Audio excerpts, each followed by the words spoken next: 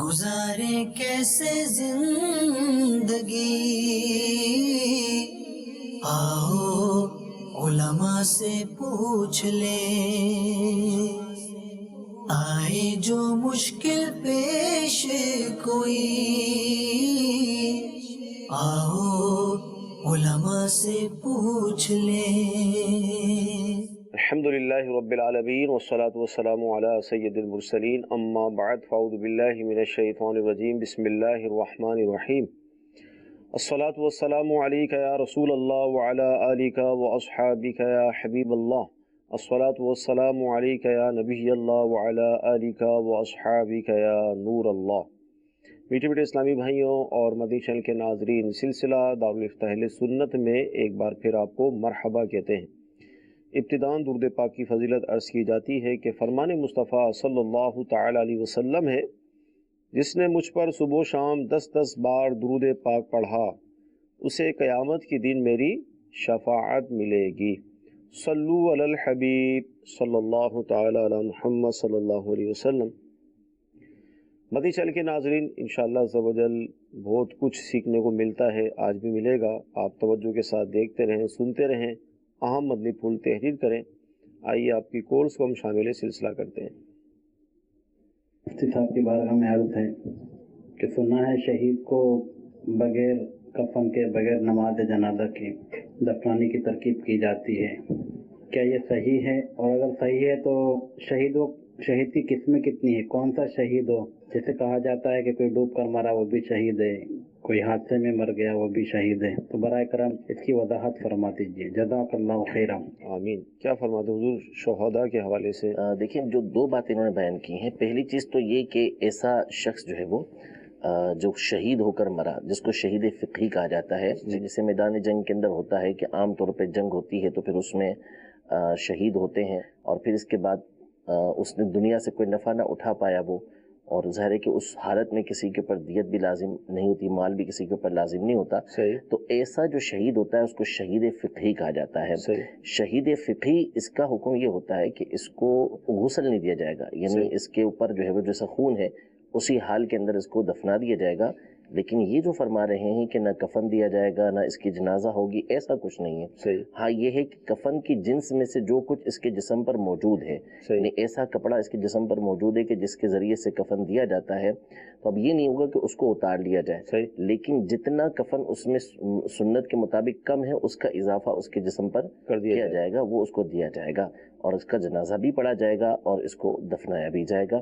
صرف اتنا ہے کہ اس کو غسل نہیں دیں گے۔ یہ شہید فقہی کے احکام ہیں، اور باقی اس کے علاوہ جو دیگر شہداء ہوتے ہیں جو بہت بڑی تعداد ہے ان کی، اور علامہ جلال الدین سیوطی شافعی رحمۃ اللہ تعالی علیہ نے مستقل اس کے اوپر کتاب تحریر فرمائی ہے، رسالہ تحریر کیا ہے، جس میں آپ نے کئی اقسام شہداء کی بیان کی ہیں۔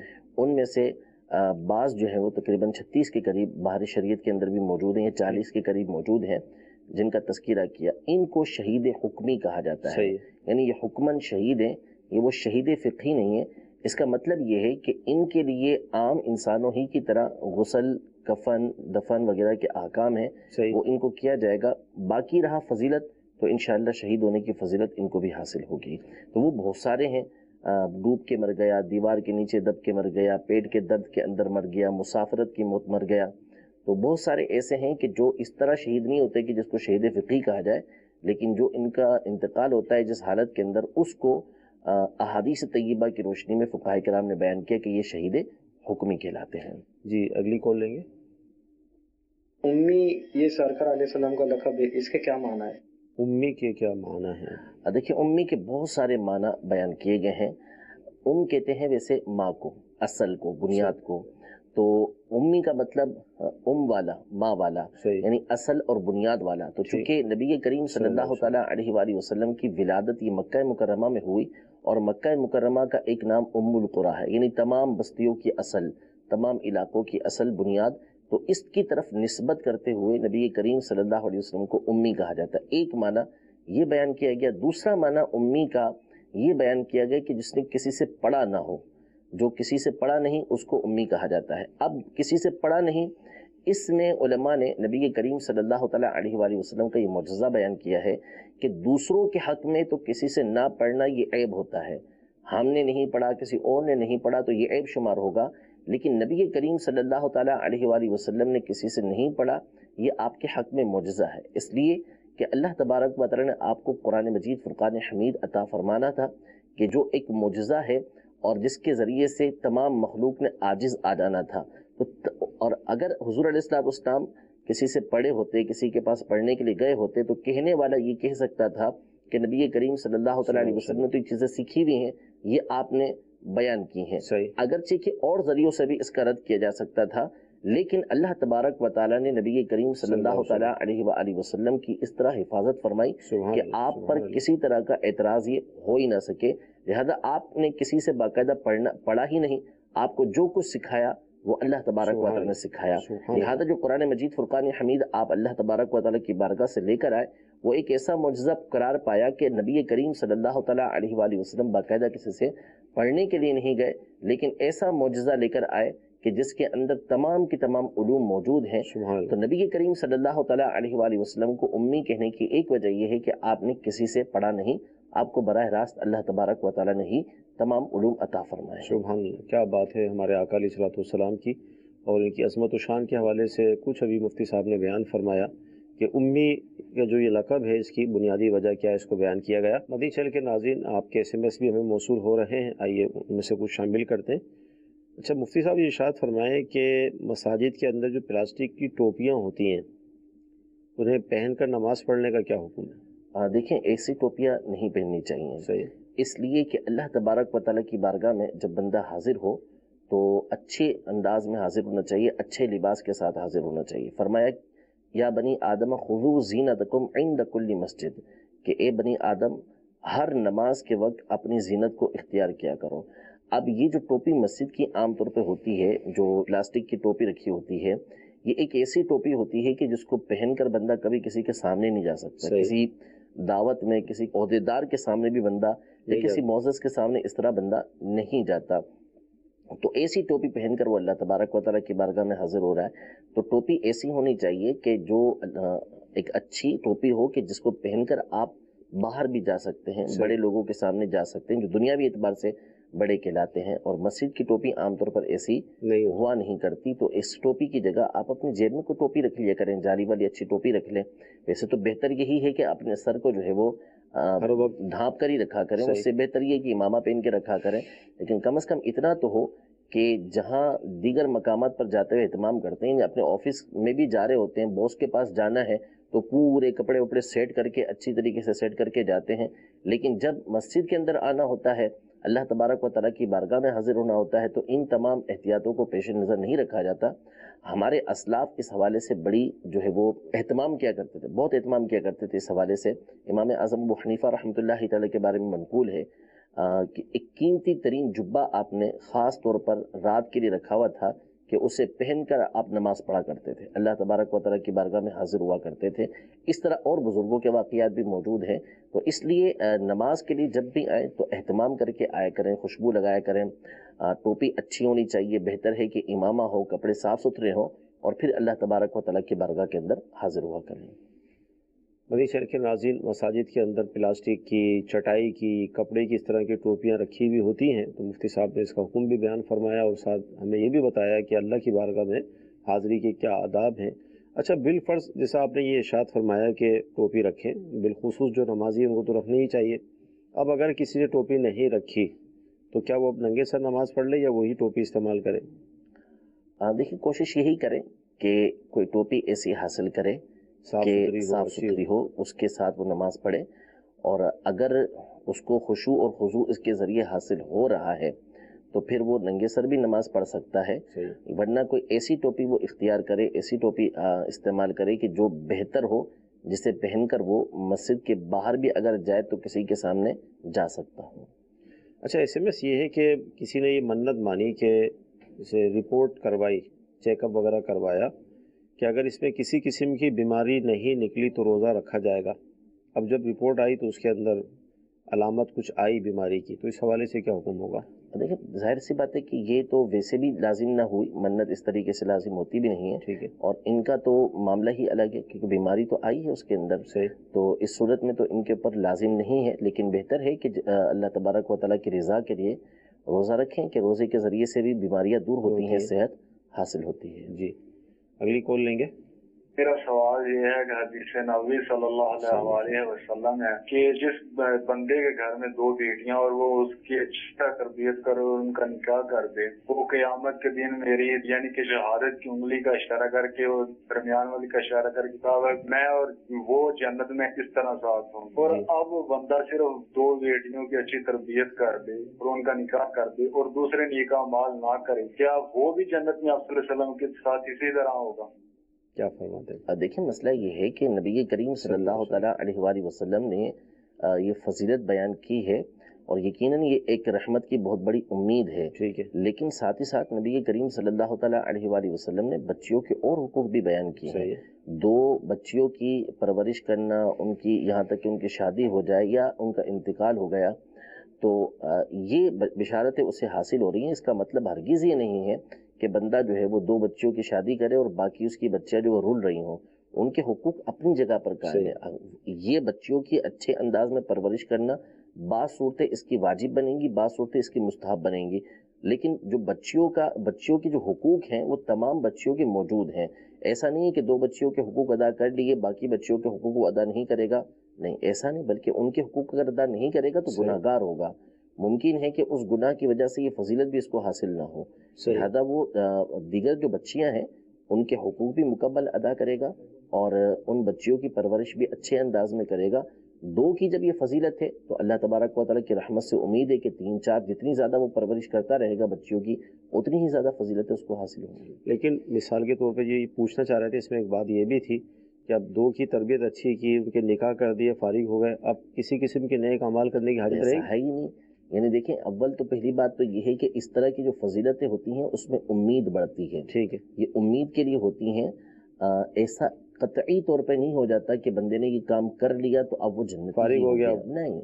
صحابہ کرام علیہم رضوان میں سے وہ افراد کہ جن کو دنیا کے اندر جنت کی بشارت دی جو قطعی جنتی ہیں، اس کے باوجود آپ ان کے اعمال دیکھ لیجئے، ان کی سیرت دیکھ لیجئے کہ باوجود نبی کریم صلی اللہ تعالیٰ علیہ وآلہ وسلم کی زبان اقدس سے سننے کے کہ ان کو اس کا پکا یقین تھا، قطعی یقین تھا کہ جو کچھ حضور علیہ السلام نے فرمایا وہ حق ہے، لیکن اس کے باوجود چونکہ وہ اللہ تبارک و تعالیٰ کی خفیہ تدبیر سے ڈرتے تھے تو وہ رویا کرتے تھے، اعمال اور بڑھ کے کیا کرتے تھے، مزید اپنے عملوں کو بڑھایا کرتے تھے، تو یہاں تو وہ چیز بھی نہیں ہے، صحیح کہ معلوم ہی نہیں کہ صحیح طریقے سے تربیت کر بھی پائیں یا نہیں کر پائیں، اور اگر کر بھی لی ہے تو قطعی طور پر کیسے پتہ چلے گا کہ ہمارا ایمان سلامت رہا؟ اللہ نہ کرے کہ ایمان تباہ و برباد ہو گیا تو پھر کیا کریں گے؟ پھر تو کوئی فضیلت کام نہیں آئے گی۔ تو اس لیے ہرگز اس کا مطلب یہ نہیں ہے کہ بندہ جو ہے وہ 2 بچیوں کی پرورش کر لے، اس طرح تو اور بہت ساری چیزوں کے فضائل آئے ہیں کہ راستے سے اگر جو کانٹے دار چیز ہٹا دیتا ہے تو اس کی مغفرت کر دی گئی، اور اسی کو بندہ لے لے اور پھر اس کے بعد سارے کے سارے اعمال کو چھوڑ دے، ایسا نہیں ہے، بلکہ ان چیزوں کا مطلب ہوتا ہے کہ اس سے بندے کے لیے امیدیں بڑھ جاتی ہیں اور اس کے لیے فضیلت کا حصول ہوتا ہے، نہ یہ کہ وہ دیگر اعمال کو کرنا چھوڑ دے گا۔ صحیح۔ اچھا SMS یہ ہے کہ بڑی مسجد کون سی ہوتی ہے جس کے اندر جیسے ہم یہ حکم بیان کرتے ہیں کہ 3 صفوں کے بعد سے گزر سکتے ہیں نمازی کے آگے سے؟ فرحان بھائی ہمارے میاں والی سے پوچھ رہے ہیں۔ دیکھیں وہ تو جو مسجد بیان کی ہے علامہ شامی رحمۃ اللہ تعالی علیہ نے، وہ خوارزم کی مسجد جس کے ایک ہی حصے کے اندر 10,000 کے قریب ستون تھے وہ بیان کی، لیکن اب جو ہمارے عصر حاضر کے فقہاء کرام ہیں، بالخصوص ہمارے مجلس فقہی جامعہ اشرفیہ کے جو علماء ہیں، انہوں نے مسجد حرام اور مسجد نبوی علی صاحبہ الصلاۃ والسلام ان دونوں کو مسجد کبیر قرار دیا، بڑی مسجد قرار دیا ہے، یعنی ان مسجدوں میں اگر کوئی نمازی کے آگے سے 3 صفوں کے آگے سے گزرے گا تو اس صورت میں وہ گزر سکتا ہے۔ اس طرح کی جو مسجدیں ہوں گی ان کو مسجد کبیر قرار دیا گیا ہے۔ صحیح جی، اگلی کال لیں گے۔ سوال یہ تھا مفتی صاحب سے کہ ہم جو میسیج وغیرہ کرتے ہیں رومن میں، تو اس رومن میں ہم ماشاءاللہ انشاءاللہ بسم اللہ لکھ سکتے ہیں یا نہیں؟ تو کیا فرماتے ہیں؟ عربی کلمات جی انگلش میں؟ جی دیکھیں اس میں مسئلہ یہ ہے کہ یہ ناجائز و حرام تو نہیں ہے، ٹھیک ہے، ہمارا یہ میسیج بہت دفعہ چلتا ہے، واٹس ایپ بھی چلتے رہتے ہیں اس طرح کے، تو لوگ یہ سمجھتے ہیں کہ شاید ہم نے ناجائز و حرام بولا ہے. ناجائز و حرام ہم نے نہیں بولا.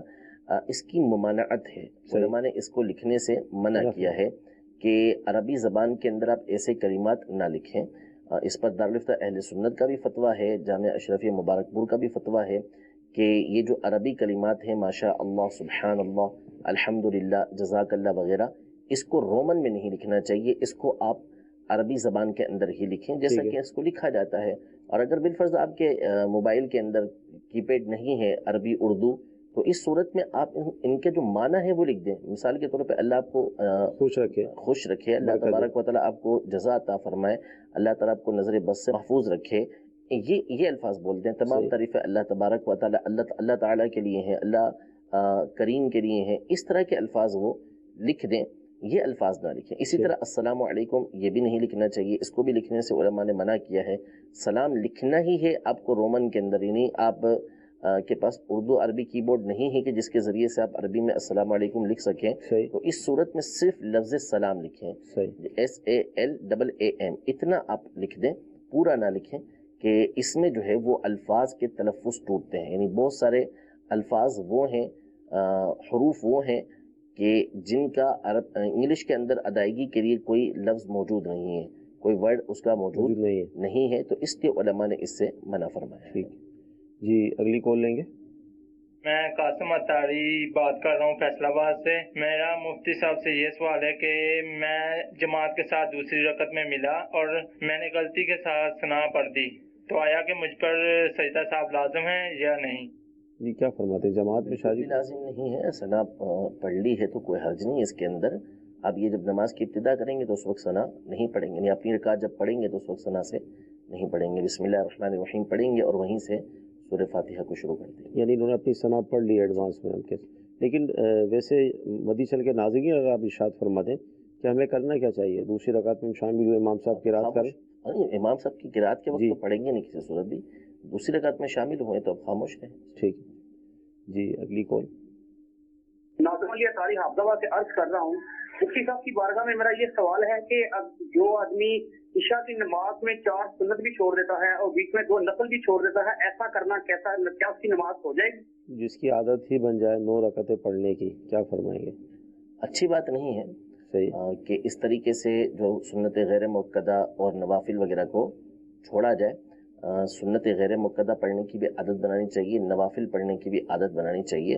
اس لیے کہ یہ جو سنت غیر مؤکدہ نوافل وغیرہ ہیں یہ ہمارے فرائض واجبات سنت مؤکدہ کی محافظ ہیں. ٹھیک ہے, یعنی یہ ایک قلعے کی, ایک فصیل کی حیثیت رکھتے ہیں کہ اگر کسی وقت ایسا ہو کہ بندے کے اوپر شیطان حملہ کرتا ہے کہ اس سے فرض چھڑوانا چاہتا ہے, تو اگر وہ سنت غیر مؤکدہ کا عادی ہوگا, نوافل کا عادی ہوگا, تو اس صورت میں شیطان کو بڑی دیر لگے گی. یعنی پہلے وہ کوشش یہ کرے گا کہ اسے سنت غیر مؤکدہ چھڑوائے, کیونکہ جو سنت غیر مؤکدہ پڑھتا ہے وہ فرض تو چھوڑے گا نہیں, وہ واجب تو چھوڑے گا نہیں, سنت مؤکدہ کو تو چھوڑے گا نہیں. لہذا وہ کوشش یہ کرے گا کہ اسے سنت غیر مؤکدہ چھڑوائے, پھر نوافل چھڑوائے, پھر سنت مؤکدہ چھڑوائے, پھر اس کے بعد جو ہے وہ اس سے واجبات چھڑوائے, فرض چھڑوائے. یہ کوشش ہوگی. تو اب اتنا لمبا اس کو ٹائم لگے گا. یہ انسان کے بچاؤ کا ایک ذریعہ بنتی ہیں. علماء نے باقاعدہ لکھا کتابوں کے اندر کہ یہ جو نوافل مستحبات وغیرہ ہوتے ہیں یہ ہمارے لیے قلعے کی حیثیت رکھتے ہیں کہ ہمارے فرائض وغیرہ کو بچاتے ہیں. تو ایسا نہیں کرنا چاہیے.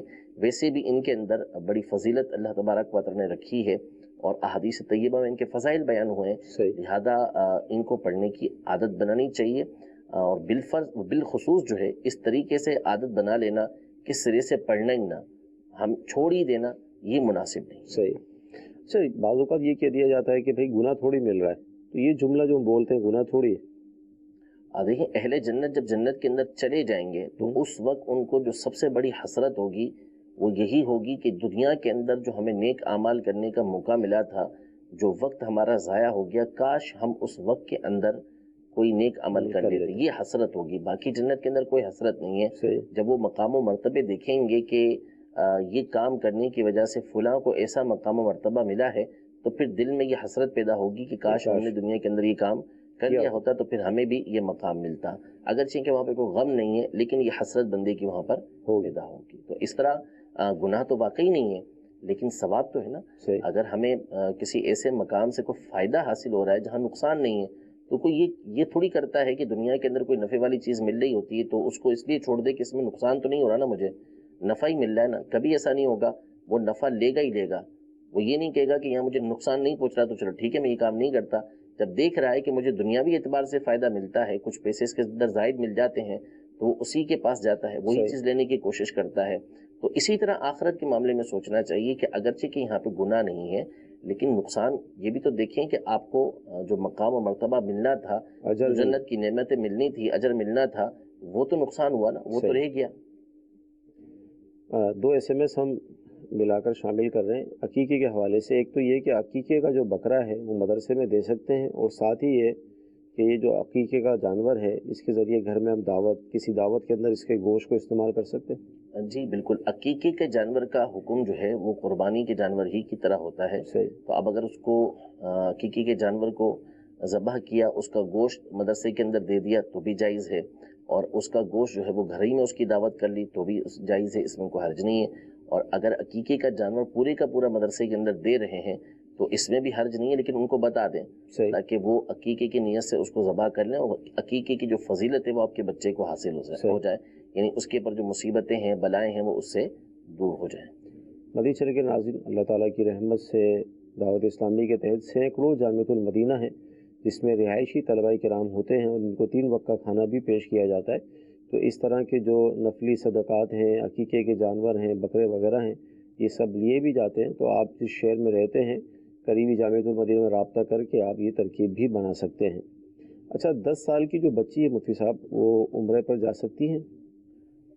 بالکل جا سکتی ہے, لیکن ظاہر ہے کہ جو جائے گی تو وہ کسی نہ کسی بڑے کے ساتھ ہی جائے گی. صحیح. تو اگر اس کے والد ہیں, اس کے بھائی ہیں, یعنی لے جانا چاہتے ہیں اس کے گھر والے اس کو, تو لے جا سکتے ہیں. ہاں اگر یہ بالغہ ہو چکی ہے صحیح, تو پھر اس صورت میں ظاہر ہے کہ اس کے اپنے محرم ہونا یہ ضروری ہے. جی اگلی کال لیں گے. میرا سوال یہ ہے کہ نماز عشاء میں وطر کے دوران ہاتھ اٹھانا ضروری ہے, اگر ہاتھ نہ اٹھائے تو نماز جیسی. وطر میں جو ہاتھ اٹھانا ہے یہ سنت مبارکہ ہے کہ ہاتھ اٹھائے جائیں. البتہ لفظ اللہ اکبر کہنا یہ واجب ہے, اور اسی طرح دعائے قنوت مطلقاً پڑھنا یہ واجب ہے. تو اگر کسی نے ہاتھ نہیں اٹھائے, ویسے ہی اللہ اکبر کہہ کے اس نے دعائے قنوت پڑھ لی, تو اس صورت میں اس کی نماز ہو جائے گی. ہاں, جو معروف دعائے قنوت ہے وہ پڑھنا سنت مبارکہ ہے. اس کے علاوہ اگر کوئی اور دعا پڑھ لی, جیسے اللہم ربنا آتنا فی الدنیا حسنہ, یہ والی پوری پڑھ لی, تو اس صورت میں اس کی دعا تو ادا ہو جائے گی. لیکن سنت یہی ہے کہ جو معروف دعائے قنوت ہے اسی کو پڑھا جائے, اسی کو یاد کیا جائے. تو ہاتھ اٹھانا یہ سنت مبارکہ ہے. اگر اس کو کسی نے چھوڑ دیا, ہاتھ نہیں اٹھائے, تو نماز اس کی ہو جائے گی, البتہ سنت اس کی رہ جائے گی. جی اگلی کال. حضور, میرا مفتی صاحب کی بارگاہ میں یہ سوال عرض ہے کہ کیا ایک چھوٹا بچہ جو ہوتا ہے 4 یا 5 دن کا, تو ہم اس کے بال اور اس کی ناف کاٹ کے اس کو زمین میں دبانے کا حکم ہے, یا ان کو باہر بھی پھینک سکتے ہیں؟ جی وہ کیا فرمائیے. بالوں کو, بچہ چھوٹا ہو یا بڑا ہو, انسانی جسم سے جو چیز جدا ہوتی ہے جیسے بال ہیں, ناخن وغیرہ ہیں, تو اس میں جو ادب ہے وہ تو یہی ہے کہ اس کو دبایا جائے, دفنایا جائے, پانی کے اندر ڈال دیا جائے. لیکن بہرحال ان کو اگر کسی نے ایسے دبایا نہیں, پانی میں نہیں ڈالا, سائڈ میں کسی مقام پر ہی ڈال دیا, تو بھی گناہ گار نہیں ہے. تو یہی معاملہ بچے کے ساتھ بھی ہے. بچے کی یہ جو چیزیں ہیں اس کو اگر کوئی سائڈ میں رکھ دیتا ہے تو بھی حرج نہیں ہے. بہتر یہ ہے کہ اس کو مٹی کے اندر, زمین کے اندر دبا دے. اچھا, عقیقے میں یہ پوچھنا چاہ رہے ہیں کہ مزید اس میں جو صدقہ دیا جاتا ہے چاندی کے حوالے سے, جو بال کا وزن ہے, اس کا کیا حکم ہے؟ بال کے وزن کے برابر چاندی صدقہ کرنا یہ بھی مستحب عمل ہے. اس میں اندازہ کیا جا سکتا ہے کہ نہیں, یہ تو ہو نہیں سکتا کہ بندہ جو ہے وہ بال لے کے اس کو تولتا پھرے گا.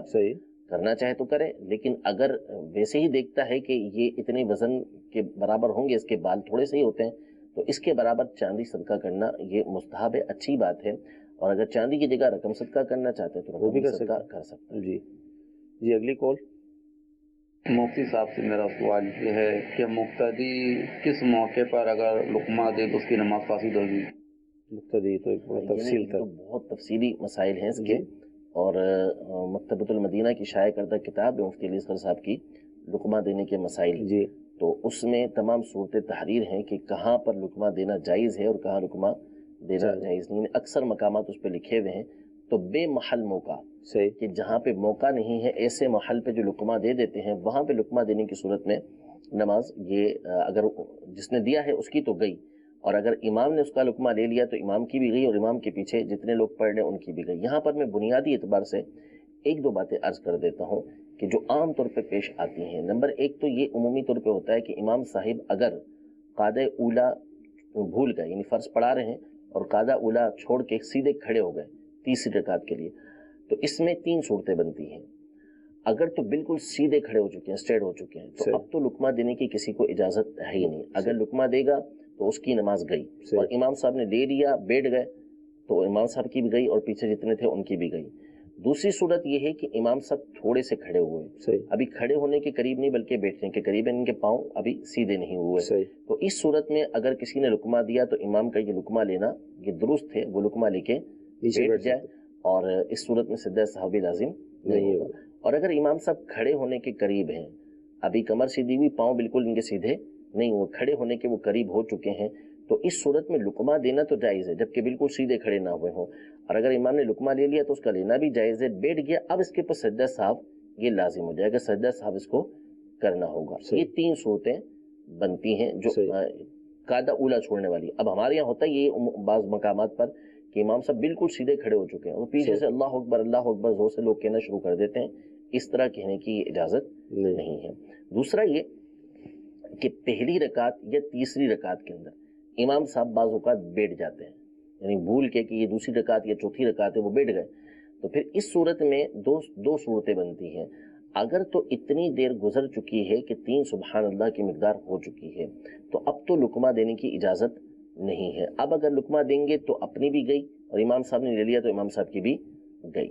اور اگر اتنی دیر نہیں گزری کہ 3 سبحان اللہ کی مقدار ہو جائے تو اس صورت میں لقمہ دینا جائز ہے, اور یعنی پہلی یا تیسری رکعت کے اندر امام صاحب بھول سے بیٹھ چکے ہیں. اس صورت کے اندر 3 سبحان اللہ کی مقدار نہیں گزری اور پیچھے سے کسی نے لقمہ دیا تو لقمہ دینا جائز, اور امام صاحب کا لقمہ لینا یہ درست ہے, وہ کھڑے ہو جائیں گے, نماز ان کی ہو جائے گی. تو عام طور پہ یہ چیزیں پیش آتی ہیں, ان کا لحاظ رکھا جائے. باقی اس کے علاوہ اور بہت سارے لقمہ دینے کے احکام ہیں کہ کہاں پہ لقمہ دینے کی اجازت ہوتی ہے اور کہاں پر نہیں ہوا کرتی. ٹھیک, مدی چل کے ناظرین سلسلہ ہوا. اللہ تعالیٰ کی رحمت سے بہت سارے مسائل ہم نے سنے, سیکھے, سمجھے. مفتی صاحب نے کھول کر ان کو بیان بھی کیا, مزید وضاحتیں بھی کی. الحمدللہ یہ ان سلسلوں کی برکت ہے کہ بتدریج ہمارے علم میں اضافہ ہوتا ہے. اللہ تعالیٰ کی بارگاہ میں ہم دعا کرتے ہیں کہ اللہ تعالیٰ آج کا ہمارا سلسلہ اپنی بارگاہ میں قبول فرمائے, جو ہم نے سنا ہے, جو سیکھا ہے, اس پر عمل کرنے کی توفیق عطا فرمائے. آمین. صلو علی الحبیب صلی اللہ تعالی علی محمد. گزارے کیسے زندگی, آؤ علماء سے پوچھ لیں, آئے جو مشکل پیش کوئی, آؤ علماء سے پوچھ لیں.